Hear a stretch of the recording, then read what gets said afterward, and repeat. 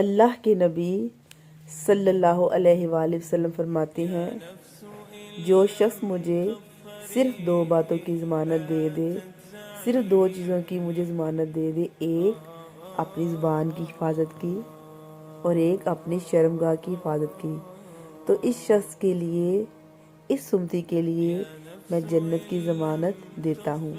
یہ ہمارے نبی صلی اللہ علیہ وآلہ وسلم کی حدیث کا مفہوم ہے، اور اللہ رب العزت کیا فرما رہے ہیں؟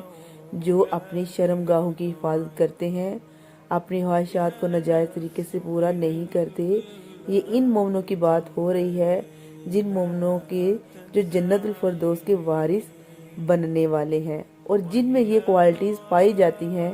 لیکن ہم کیا کر رہے ہیں؟ دھجیاں اڑا رہے ہیں کہ نہیں اڑا رہے؟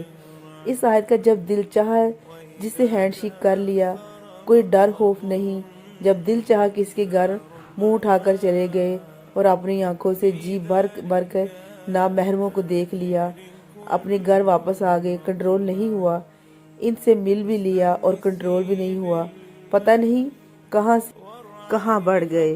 نفس کو بالکل کھلا چھوڑا ہوا ہے، نفس نے رسیاں ڈالی ہوئی ہیں، جہاں یہ لے کر جا رہا ہے وہاں ہم جا رہے ہیں۔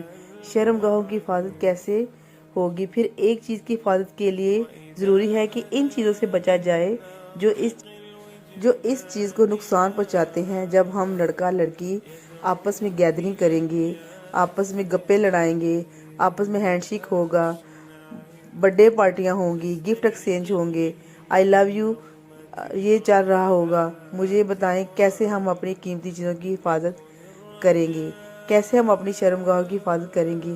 یہ تو شیطان کا تو سب سے بڑا تیر تو یہی ہے کہ انسان کروانا ہی یہ چاہتا ہے کہ بس کسی طرح انسان سے زنا ہو جائے، کسی طرح ایک نامحرم دوسری نامحرم کو ٹچ کر لے۔